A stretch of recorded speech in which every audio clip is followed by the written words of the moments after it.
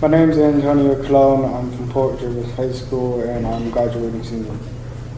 My name's Chase Porter. I'm from Warwick Valley High School and I'm a graduating senior. My name is Dante Piacelli. I'm from Menacing Valley and I'm a graduating senior. My name is Eric Batista. I'm a graduating senior for Menacing Valley High School. My name is Brian Travis. I'm from Middleton High School. I'm a graduating senior. My name is Elias Nair. I'm from Warwick High School and I'm a graduating senior. I'm Miguel Sola. I'm from Pine Bush and I'm a graduating senior. I'm Jane Godinez-Nazy. I'm a graduating senior at Middletown High School. I'm Abraham Santelises. I'm a graduating senior at Pine Bush High School. And we have your teacher with us. I'm Mr. Moore, and I graduated senior about 35 years ago. So we're wondering, first off, how did Boces in this program get involved in building tiny houses for homeless veterans? It's funny, in the interview with Mr. Wetzel, he said, some guy just called me, and that's exactly how it played out. I had an adult ed student that wanted to give back to the veterans. She was a veteran herself, and very limited on time, we did a little research online, and we found the Rumshock Foundation. And the next day I came in and I looked on the website and made a phone call, and the guy answered on the other end, and I was like, hey, my name's Corey Moore, I'm from Orange-Ulster Boces, and we'd like to build your tiny houses. And his response said it all. As soon as I heard his response, I was hooked. He was like, are you kidding me? He said, I've been waiting, I've been praying for somebody to offer to do this for me. So I heard the enthusiasm in his voice. I had never met him, but just through the enthusiasm, I was like, I have to take part in this. It's something that we have to do. That's really awesome that you sought out to be involved instead of someone coming to you. That's really great. And that sounds like Bill. He said he prays for everything and it comes to him. Yeah. So we had started, and when I started here in '97, we had property on Gibson Road, and the students used to come in, get their lessons, and then we would build the houses right on site. But we ran out of property over time. We built Habitat for Humanity homes. We've done a lot of different projects, but looking for the consistency and something we could give back to the community, the houses were perfect for us. So that was my next question. And looking at these students, like they start from nothing. There's nothing there. You get the materials and they start. And does that make any of you worried that you couldn't accomplish something like that from nothing? What does it feel like to start a house? Does anybody remember exactly how it felt to start that project? What did you think the first day when we went down there? Do you think it's possible? Yeah. What skills did you need? Everything we learned. Everything you learned, right? So there's no prerequisites for the carpentry class. We have students that come in that are already working in the field, their parents are contractors, and then we have students that have never done this before. So there's no prerequisite. We start with measuring and we finish with a turnkey home. So I think most of them felt pretty confident. They had the skills that we needed, measure, marking, and cutting, blueprint reading. I mean, these students all drew their own blueprints for the small houses that you see in the background. So I'm coming back as seniors, they already had that behind them. And do you start as freshmen? No, juniors. Yeah. Yes and no? Juniors. Juniors. Wow, in a short time. 2 years. Wow. So you've built other houses. I know Boces is very proud to be involved in this project. I know some of the administrators are here to support even having this filming done, and I know that the enthusiasm is here like from the start. So what is the feeling and what is being said about this huge contribution to helping homeless veterans? I'll speak first and then I'll get these folks speaking. But for me personally, I'm too old to serve. I mean, by the time it came to me that it was something I could do, I've aged out. So this is the only way that I can give back. And without serving, what else can you do? You have to give back to the people that serve. From a family of people that have served, grandfathers, both sides of my family were in World War II. And seeing what they've accomplished in their lifetime after having to deal with that at a very young age, this is the least I can do. So Eric, I'll ask you, how does it make you feel to know that this home we're building is going to a homeless veteran? It feels good. It feels good to help people with what we can learn. It feels good to know that we can use the stuff here to actually contribute to the community. And Antonio, being from Port Jervis, how does it make you feel knowing that on that property that you're going to drive by, probably for the rest of your life going back to visit, that there's going to be a home there that you built? I think it's very cool. I think it's very cool. Does anyone in here know any veterans or homeless veterans? My father's a veteran. Your father's a veteran. My grandfather is a veteran. A veteran. My brother's a veteran. So you're familiar with what a veteran does and is, for sure. So what is the scope of this project? I believe it's 10 houses that you're building? Yeah, so when we started in September with this group, we didn't have a place that we could offer to build these tiny homes. So what I want a lot of people to understand is the first thing this group did is built the inside of the barn that the houses are being built in. So they spend a lot of time, and we'll go down, you'll see it in a bit, but they spent a lot of time putting up a lot of metal inside of the barn this winter with no heat to get it ready for the tiny homes to come. And the scope is as many as we can do. If there's more, we'll do more. I mean, we teach framing in the first year, we teach interior and exterior finish in the second, so it's a perfect project for us. So this house is framed currently, but as long as we have it on our property, we'll continue to work on it. Anybody remember the feeling of being in the barn when it was good and cold getting this ready? It was terrible. I dreaded it. I'm used to the cold, so it didn't really bother me. Did it take quite a long time to get ready?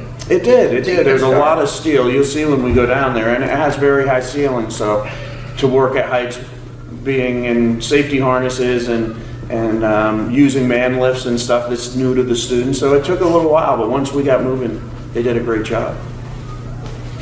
So how many students and staff are involved overall from BOCES in this whole project? I see So 9. I have 24 juniors in the afternoon class, and I have 16 seniors in the morning that have contributed. Wow. So 30.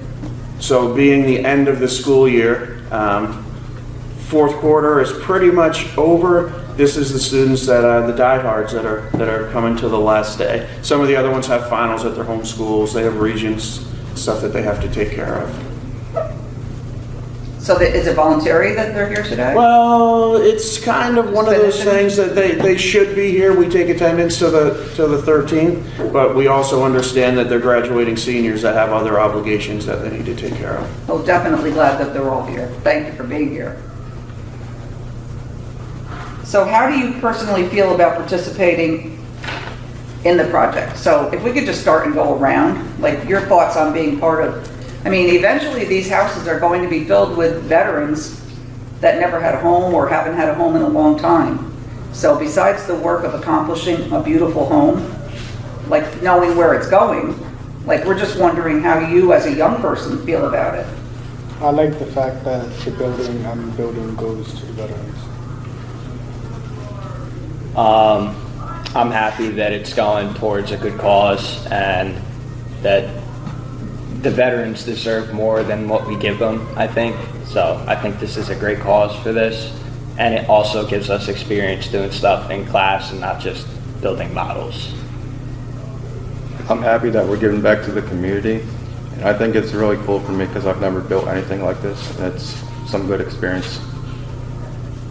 It's a good experience, and I'm glad I can give back to people who've given so much to us. It feels good to help people in need.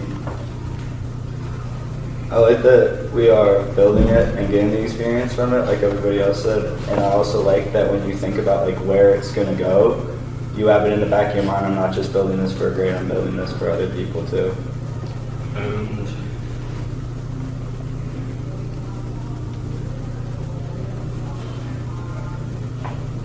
It's all good, bud. You can pass it.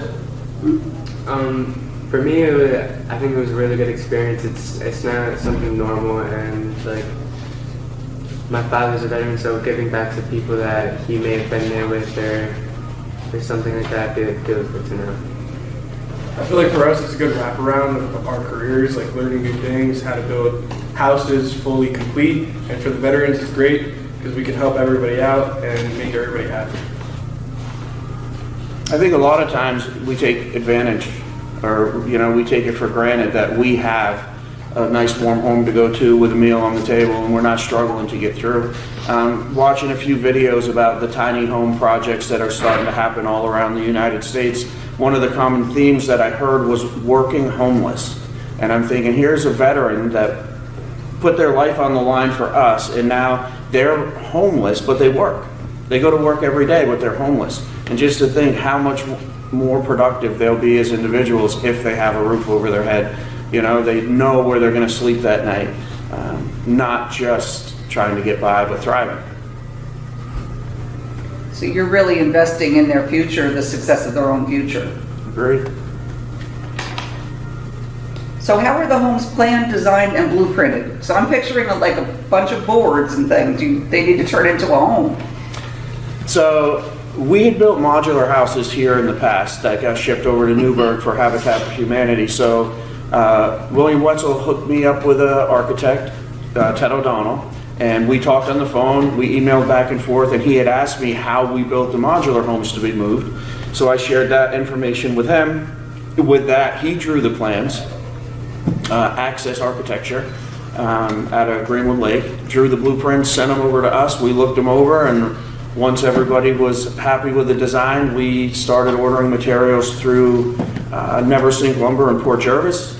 Jim Rona reached out and said he would do everything he could to get the materials, as cheap as possible or donated and discounted, and he's been working on that. So it's worked out well. We estimate the materials in the classroom.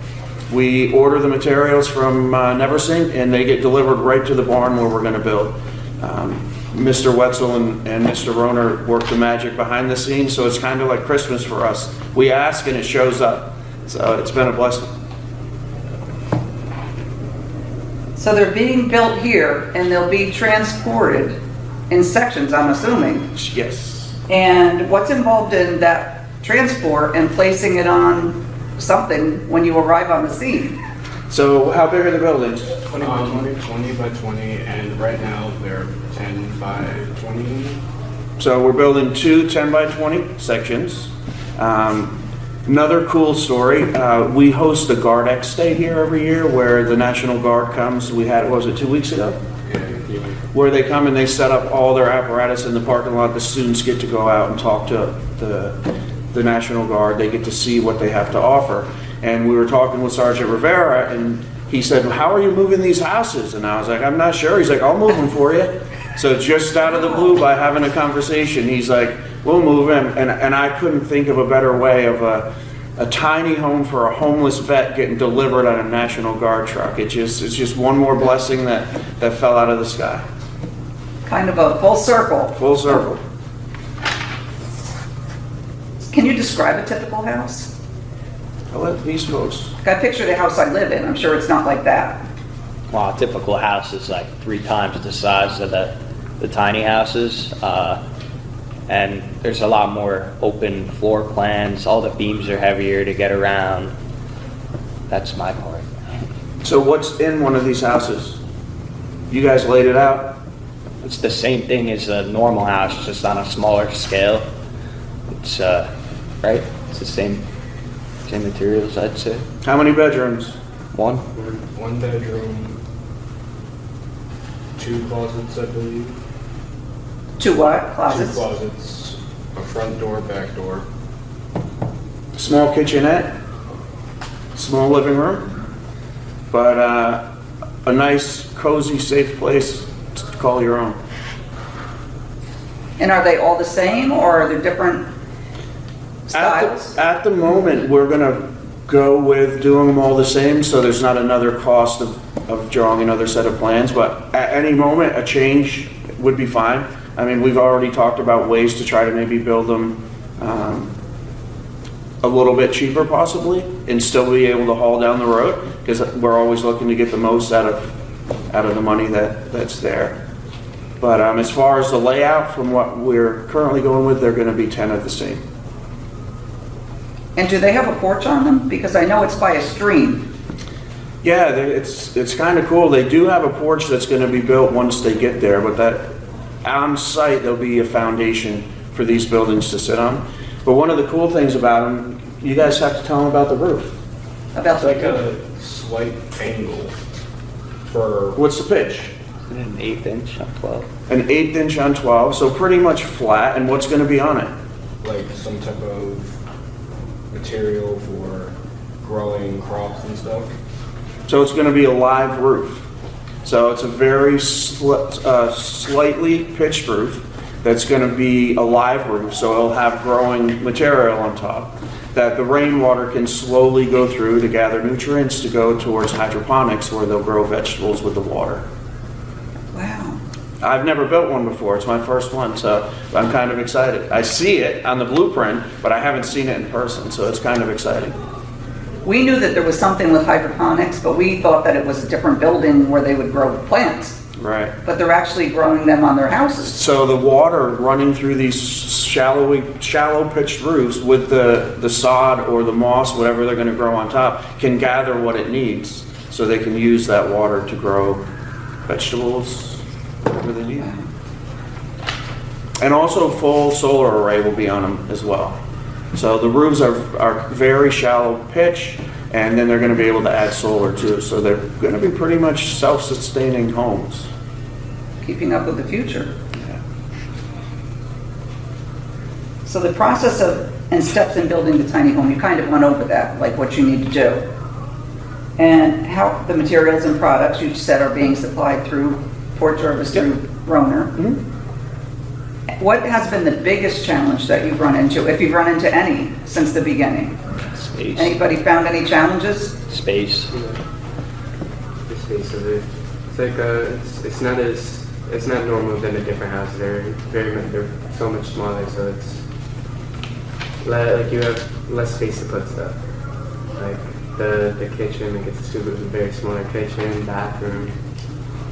So it's different. The space inside these tiny homes. So when you're working with a group this large, it's hard to get 24 kids working on half of a tiny house. But you guys go ahead. Anything else that we've run into? In the barn, the floor is at a slight pitch, like a slight level, and we had to work with that. Like in the pictures up there, we kind of had to set it up to make sure that it's Level. it's more level, like part of why we set it up, and that was kind of a challenge to deal with. So the floor of the garage that we're building in is sloped towards the doors on purpose, so anything that would possibly spill will go out of the building. Heavy equipment does get parked in there too sometimes, so it's part of the plan to have the floor pitched. But now when you're trying to build a house level on a pitched floor, the first thing we had to do was build, I call them Disney walls, they're crooked walls, to make the house level on top of an unlevel floor. Wow. Which I think was a good learning experience, how we did it, but again, a challenge. And what are we running into now as far as restrictions? Height. Right, because of the garage door. So we built the houses about 33 inches off the floor on walls so we can get a trailer underneath them to transport them. So having the 33 inches, then the houses were starting to encroach, getting too high to build on. But we'll fix that when we get there. We can lower them down, build on them, pull them outside. So the first one's the hardest one. After that, it'll be a breeze. So just working through some labor pains, I guess you'd call them, with the first one. So how do you get through that? Do you brainstorm or? Normally we do. Past experience, talk to other people, what have you done? Being that we built the modular houses, I'm kind of familiar with how they're going to get moved. Even though they're smaller, it's still, an oversized load going down the road, so we do have height restrictions.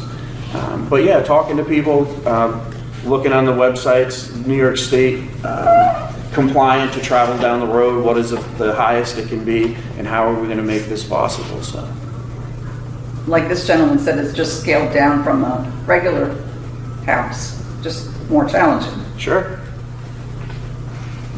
Have any of you been to the Brookside site where these homes will go? You've seen it, you've gone past it, right? You're from Port Jervis? You've gone I past? have no idea if I have. Do you know where it is? No. Do you know where Dunkin' Donuts is? Everybody knows where Dunkin' Donuts is. So right next door, where all of that big mess is right now with all the excavating and Oh. right there, where the Dunkin' Donuts used to be, it's right across the street. Yeah. I've been there a few times. Every time I go by, I snap another picture just so I can keep the progress. Yeah.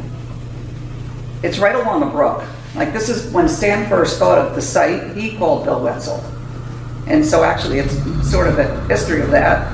And he said, we have a lot of homeless veterans in America, and we have a site that's for sale, and we know the people. And the man that owned it passed away, but he was a veteran. And he said to the owner, the wife, the widow, he said, would you consider selling it for little tiny homes for veterans? And then we reached out to Bill, and it's got a brook that goes right along the back of it. So the houses that were there were falling down. They were beat up little cabins that they used to rent out. And they had little porches on it, and they were by the brook, and you could just sit there for the calm and peace, which a lot of these veterans need. So if you get a chance and you go to Port Jervis, as soon as you come into the city, it's right there by the brook, right next to Dunkin' Donut.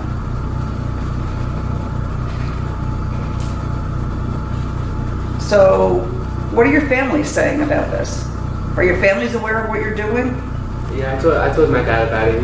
He's pretty happy about it because he's a veteran also. But he thinks it's a great idea. He also thinks it's a good learning experience for me. But I think it's a great idea. And friends and family, anybody hearing about it? If not, you will. I personally love talking about it. I'm a big believer in everything that I do is just going to lead me to the next step. So I've gone places I've never been before because of these tiny houses. I've talked to people I would have never met before, and I started making it a common theme. I just announce it. So I went and spoke at the Warwick Rotary Club. Chase and I went one night, and I just said when I walked into the room, listen, I don't know why I'm here today.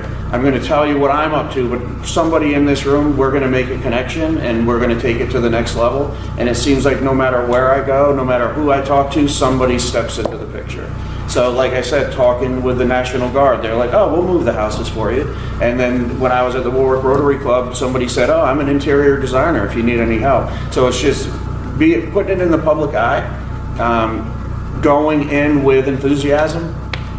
People seem to flock to that. And nobody's looking for anything. We're just giving free information about what we're up to, and it seems like a lot of people want to get involved. From, oh, I have, my husband's a veteran, he's a plumber, he'd love to work on the plumbing.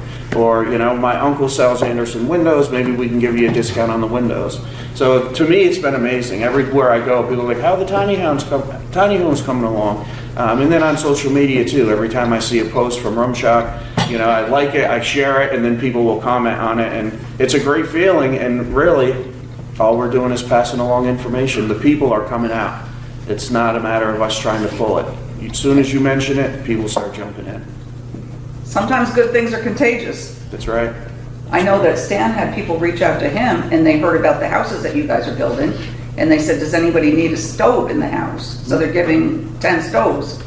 And someone else gave a car for the veterans to share. Somebody else gave something else. So just the fact that you guys are building the houses, it's like, yeah, this is really happening. Mm-hmm. So,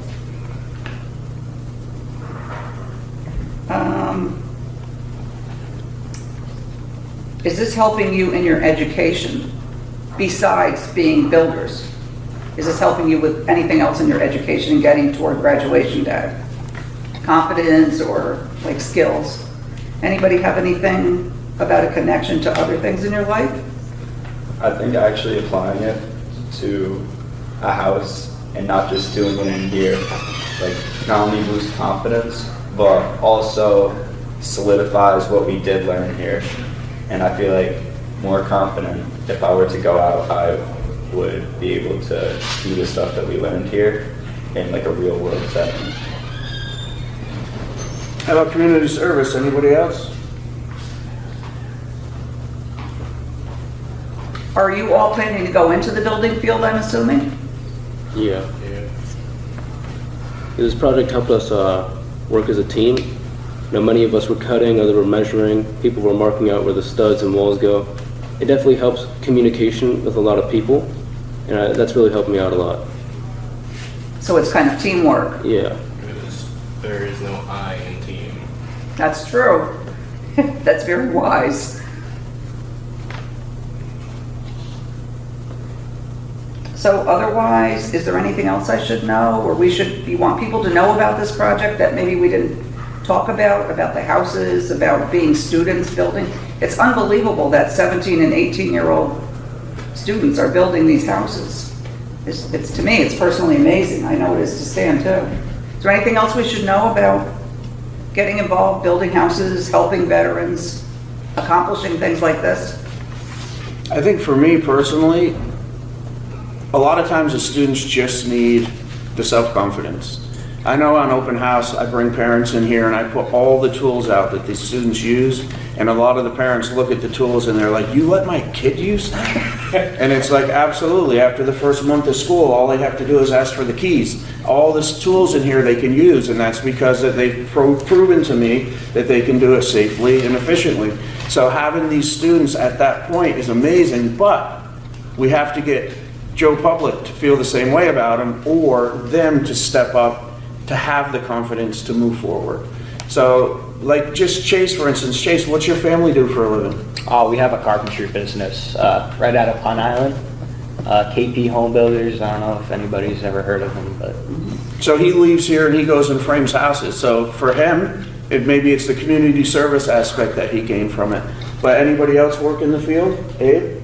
My dad owns 2 businesses. He has a contracting business, and then he has a shop down in Newburgh called Empire Cabinets and Vanities, and we do a lot of kitchens for everybody. So he's out there working in the field. And then how about anybody who's never worked in the field until you came here? Right? So we have some first timers as well. And being able to merge them together, it's kind of cool. And like, you know, Abe and Chase are out in the field working, but the self-confidence is what's going to push them forward. And for those who haven't worked in the field or played on a sports team and haven't felt that camaraderie, it's a great experience to get out, work with a group for a common theme, and the fact that it's not getting taken apart. I've heard that, you know, said a few times. It's not just a project in the classroom. It makes a difference when it's going to a good cause. And what's the time frame? I know the first house you said you're working on now, it's 10 total planned, right? Right. So there's a little holdup on the Rumshock side. They have an environmental study that they have to get through with the funding that they've got. So what's going to be, we were going to frame this one and get it over there so there'd be a house on site. But because of what's going on with the environmental study, we're just going to keep building. I mean, we have room to build a house in the barn. We can completely finish it, and then once that's done, move it outside, shrink wrap it, and start another one. So it's just a matter of how far we get. I mean, I'm getting a new crop in September. We'll see how they grow. The juniors that I have in the afternoon class, they've been an intricate part as well. They're coming back as seniors, so finishing the inside of that would be right up their alley, right, and fits perfectly in the curriculum. And the inside will be getting done here or there? Depending on when they're ready. So when he says he wants the house, we're shipping it as is. If we have it finished by then, amazing. If we don't, that's fine too. They'll finish it on site, because I do believe they want veterans to volunteer some time on the homes as well. And they also have a contractor working with them over there. So I think having something there is important, and whatever we can do here before it goes is a bonus. But getting them framed so they're windows, doors dried in and then shipped over. Walls are framed minus one window opening that's going to be glass blocks, and we're just waiting on the rough opening for that. But if you look inside the interior, the roofs are framed, and we're at a kind of a standstill being the end of the school year. We have the rough plumbing in the bathrooms. So there's a couple interior partitions in here that we decided not to put in yet, for the simple fact is trying to put the ceiling in with the partitions made it kind of tight. So we have 2 interior walls here that will separate the bedroom from the bathroom. And over on this side, this is pretty much how it will go. There's a large window in the living room area. And then this corner right here is which would be considered the kitchenette, with a small dining table that's going to be in there. So these 2 halves will go together. Once they're together, it will create the whole house, 20 by 20, 400 square feet. And you notice the roof isn't on yet, and that's because of the height constraint that we're working on. So my next step is to lower the houses onto a trailer so we can start working on the roof. And then when the roofs are on, we can pull the houses out here. We have plenty of room outside that we can put them out here, shrink wrap them, and they can sit here until they're ready to go onto the property in Port Jervis. Excellent. And like I said, this barn, when we started, there was no walls in the barn. There was no metal on the interior. It was just pretty much like you see here. It's just spray foam. So these students started in September putting all the purlings up that we can fasten the metal to. They put all the metal on the ceiling, all the metal on the walls. We had our electrical students down here. They've run the power to the garage doors, so they're all electrified. And we're getting close to having all the lighting done. There was no heat in the barn, so O&M came down. We had to get a gas supply ran to the building, so now we have heaters in each bay. And these 3 bays that we're in right now are the ones that we have to build in. So we're kind of using this bay as storage for materials and then building in these 2. Yeah.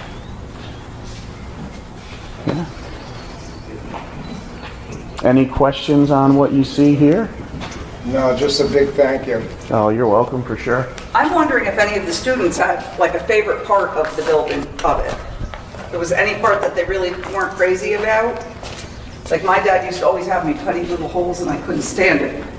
If there's any parts that you really loved or really did not enjoy all that much. I think the worst part was doing the roof. There's just like no room up there, and Oh yeah, there's no room. You have to be skinny. Yeah. So what we did is we based the height that we built these off the floor based on this trailer that you see in the background. So the ultimate goal is to take the larger tires off that trailer, put smaller tires on it so we can back them underneath, lower the houses onto the trailer, and then when it's time to move the house to Port Jervis, we can just simply put the larger tires back on the trailer. So that's the goal. I've been in touch with a few people and I'm very confident I'll get a trailer from somebody or 2 that we can build them on instead of having to build them like we did here. But the reason we built them off the floor is there is plumbing that goes underneath. There's electrical that goes underneath, so it gives those students an opportunity to go underneath there and work. If we built them on the floor, it would all have to get done over there, so we're trying to get it all as much done here as we can. I'm just trying to think if there's any way, are you able to go up in there? Of course. Like if we could get a picture from here? Sure. Being able to see all of you? Yep, absolutely. You guys want to grab some ladders and jump up in? Because